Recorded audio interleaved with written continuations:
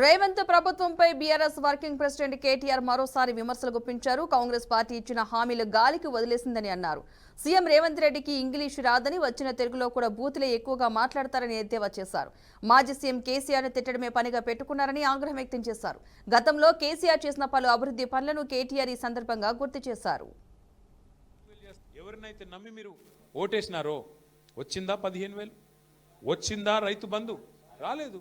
కౌలుదారులకు వచ్చిందా రైతు బంధు? రైతు కూలీలకు వచ్చిందా ఆత్మీయ భరోసా? రాలేదు. ఏమన్నంటే ముఖ్యమంత్రి ఒకటే నేర్చుకున్నాడు. 4,000 పెన్షన్ ఏంది, 2,000 పెన్షన్ చేసి 4,000 చేస్తాను కదా. ఏది అంటే ఆయనకు వచ్చింది ఒకటే ఒక్క భాష. ఇంగ్లీషు రాదు, తెలుగు రాదు, హిందీ రాదు, బూతులు వచ్చు. కేవలం బూతుల భాష. పోనీ తెలుగు అన్న చక్కగా వస్తుందా అంటే తెలుగు కూడా చక్కగా రాదు, బూతులు మాత్రం వచ్చు.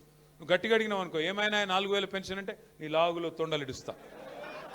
2,500 ఏదయ్యా బాబు నువ్వు చెప్తివి కదా అంటే నీ గుడ్లు వీకి గోటీలు ఆడతా. రైతు బంధు ఇస్తా అంటివి కదా, ఏమైందా స్వామి అంటే నీ పేగులు తీసి మెడలు వేసుకుంటా. ఇంకో డైలాగ్ నేర్చుకున్నాడు, పండబెట్టి తొక్కుతా. నిజంగానే పండబెట్టి తొక్కుతున్నాడు, కరెక్టే. ఎవరిని తొక్కుతున్నాడు? మొత్తం రియల్ ఎస్టేట్ను వండబెట్టిండు, మొత్తం మీ రంగారెడ్డిలో తొక్కుతున్నాడు. ఇది వాస్తవం. రియల్ ఎస్టేట్ను పండబెట్టిండు, తొక్కుడు తొక్కుతున్నాడు 2 ఏళ్ళకెళ్ళి. ఆ తొక్కుడు తొక్కుట్లో ఊరూరా ఉండే పిల్లగాళ్ళు రంగారెడ్డిలో.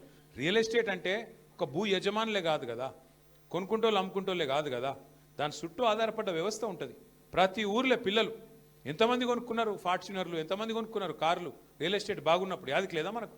ఏ ఊరికి పోతే ఆ ఊరికి, అజీజ్ నగరు, మొయినాబాదు, ఆ దేవుని ఎర్రవెల్లి, ఏడికి చేవెళ్ళ మొత్తంలో ఏడికి పోయినా ఒక్కొక్క ఊర్లే ఎన్ని కార్లు కొన్నారు?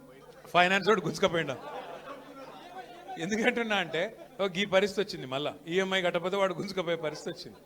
ఎందుకు అంటే ఒక మనిషి ధైర్యంగా ఉంటే, సంపద పెరిగితే ఆయన కుటుంబం మొత్తం ధైర్యంగా ఉంటుంది, ఆయన ఊరు ధైర్యంగా ఉంటుంది, ఆయన వ్యవస్థ మొత్తం ధైర్యంగా ఉంటుంది, ఆయన మీద ఆధారపడ్డ వాళ్ళు ధైర్యంగా ఉంటారు. ఇలా మన కళ్ళ ముంగట్నే మీ ఆస్తి హారతి కర్పూరంలోకి గరిగిపోతుందంటే దానికి సన్నాసి ప్రభుత్వమే కారణం. అయితలేదు వీళ్ళతో నడుపుడు. అయితే ఒక్కటి మాత్రం మంచిగా నేర్చుకున్నాడు. ఏమైందా రేవంత్ రెడ్డి గారు, మరి 6 గ్యారెంటీలు అమలు చేస్తలేవు ఏం సంగతి అంటే, మొదలేమో ఎకిల్ నవ్వులు నవ్వి నేను లంకె బిందెలు ఉంటాయనుకొని వచ్చినా, ఇక్కడ లంకె బిందెలు లేవు అంట. ఇప్పుడు కొత్తది నేర్చుకున్నాడు ఒకటి. ఏంటిది? కేసీఆర్ అప్పుల పాలు చేసిపోయినాడు, అందుకే నేను చేయలేకపోతున్నా. ఒక్కసారి దయచేసి మనసు పెట్టి వినండి, ప్రతి ఒక్కరికి చెప్పండి. నేను చెప్తున్న మాట కాదు ఇది.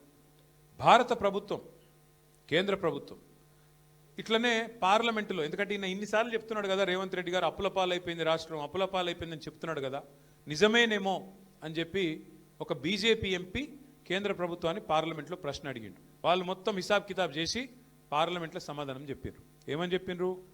కేసీఆర్ పదవి బాధ్యత తీసుకున్న నాడు జూన్ 2, 2014 ఆ రోజు రాష్ట్రం నెత్తి మీద ఉన్న అప్పు 72,000 కోట్లు. కేసీఆర్ దిగిపోయిన నాడు రాష్ట్రం నెత్తి మీద ఉన్న అప్పు 3,50,000 కోట్లు. అంటే విరాసత్గా వచ్చిన 72,000 కోట్లు తీసేస్తే మరి కేసీఆర్ చేసిన అప్పు ఎంత? 2,80,000 కోట్లు.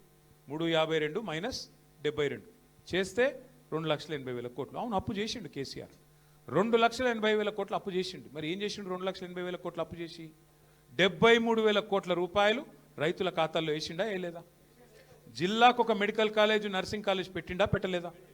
1,022 గురుకుల పాఠశాలలు పెట్టిండా లేదా? కరెంటును బాగు చేసేందుకు 50,000 కోట్లు ఖర్చు పెట్టి కరెంటును బాగు చేయలేదా? అట్లాగే 40,000 కోట్లు ఖర్చు పెట్టి ఇంటింటికి తాగునీరు ఇయ్యలేదా? మరి ఇన్ని పనులు చేసిండు కేసీఆర్ గారు. 1,00,000 డబుల్ బెడ్రూమ్ ఇల్లు కట్టిండు హైదరాబాద్. ఎవరినైతే నమ్మి